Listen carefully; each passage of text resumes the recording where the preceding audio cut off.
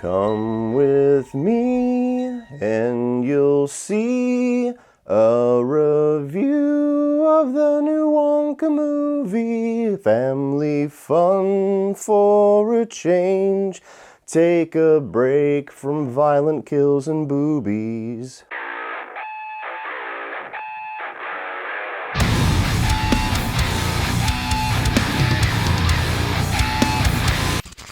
What is up, everybody, and welcome to my review of the newest film, Wonka. And yes, I know, shocking, I'm actually presentable for a change. No black t-shirts. I had to go to my kid's Christmas party, so I didn't feel like changing. Just deal with it! So to set the stage properly, I need to let everybody know that I almost all across the board am not a fan of musicals. I have seen a number of them. I don't really enjoy any of them. It's just not really a genre of movies that works for me. The one single solitary exception to that rule is the original Willy Wonka and the Chocolate Factory, which is genuinely one of my favorite movies of all time.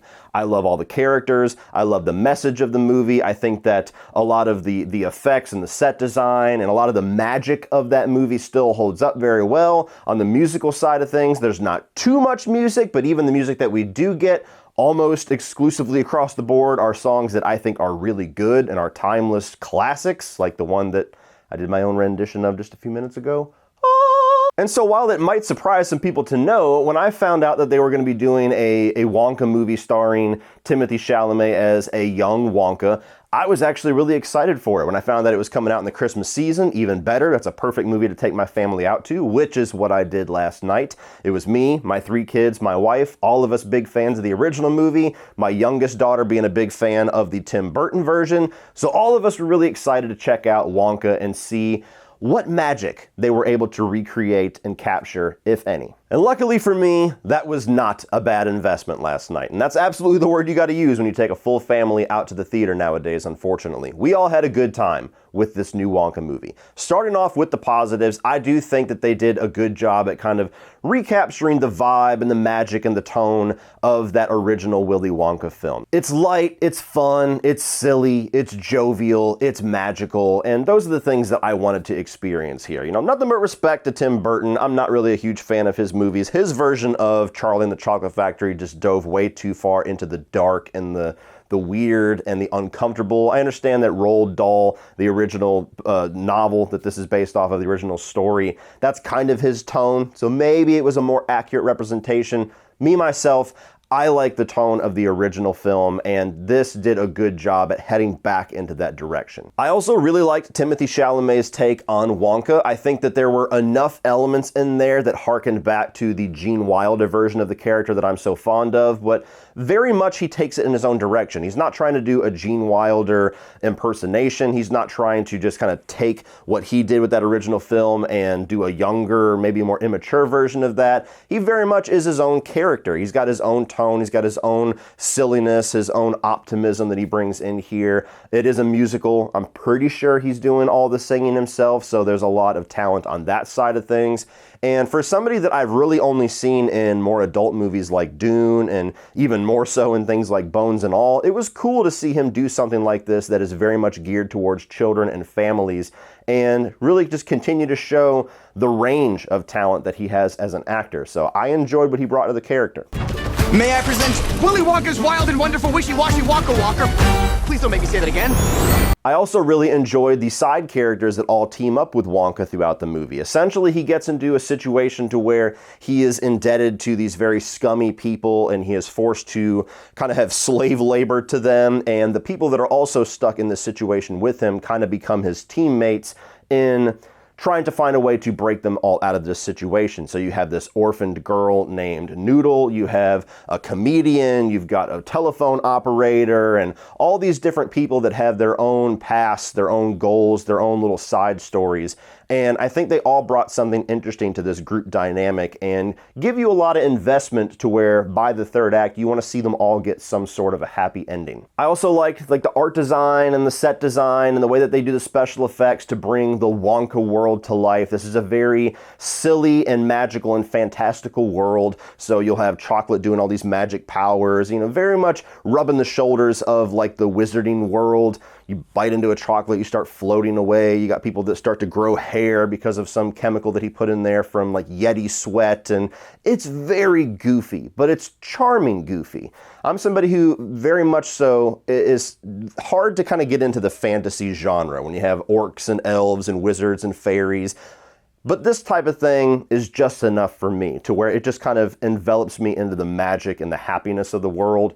And so I like the way that they were able to visualize all of that with his chocolate factory and with his store and with the look of the chocolates and even the way that they design this town, this little market square that most of this movie takes place in, which very much achieves the aesthetic of the original film very purposefully. So I liked all of that. Hugh Grant is also very entertaining as an Oompa Loompa here, and I think it not only was a funny little origin story for how Wonka gets his relationship with the Oompa Loompas, but there was also this nice little unexpected antagonism between those two characters that I thought brought a lot of genuine laughs. And Hugh Grant, even though it is very much just his face being superimposed onto somebody, it's not, you know, an actual little person like it was back in the original film. I think that it worked. I was worried that maybe it would look goofy and it would look a little bit too fake and too CG, but it didn't. You know, they really created a character there, and I enjoyed what him and his Oompa Loompa brought to the movie, predominantly the humor. And my final positive is that, you know, this movie doesn't, in my opinion, go too far with being a prequel to the original film. I think in a lot of ways you could watch this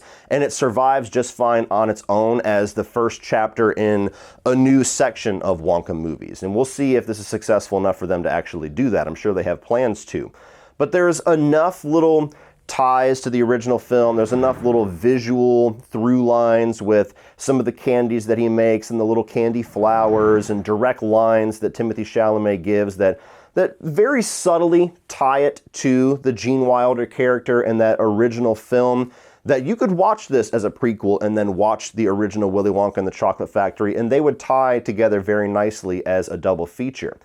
But they didn't go so far, which most prequels turn me off with, at just having over references and going way out of their way to explain the smallest little plot points and smallest little character arcs from the original film that we never really were asking to be colored out any more than they were in the original film. You didn't have that issue here, and I appreciated that. Moving on to the mix, and it's the musical side of things. Now, the positive side of it is that the majority of the songs and the musical numbers that we get here, I really enjoyed.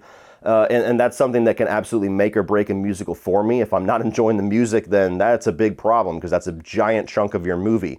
For my own personal taste, though, there was a bit too much of the musical side of things. That's one of the elements that I appreciate so much about the original, is that there's a lot of just plot development and character development and non-music numbers in that original film to where it's a very nice balance for me.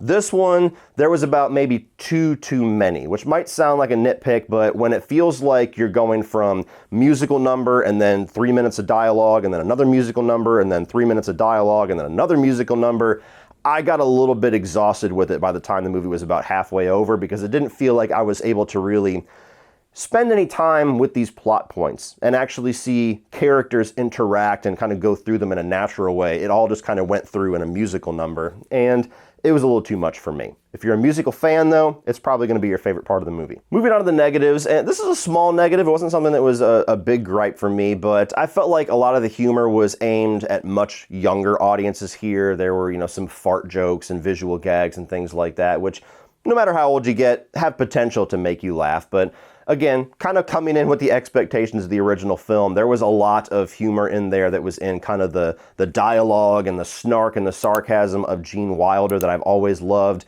And I didn't really get much of that in here, and I kind of wanted a bit more of that. This was very much PG, family-friendly, make the kids laugh style of humor, which is great for the kids. As somebody with a much more mature sense of humor, I was a little disappointed that I couldn't enjoy the humorous side of the movie more. There was one running gag with one of the villains where he overtly states their plan when everybody else is trying to be subtle that got a couple of chuckles out of me. That was really the only running gag that worked on me. The poor?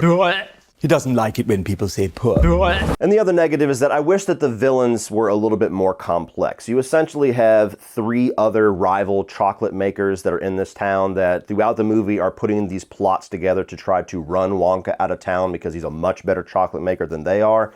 And their motivations, the way that they go about it, some of the reveals that come later on about one of them in particular and some of his motivations, they're all things that are recycled from movies that we have seen for decades at this point. It's a very stock, like Disney villain type plot.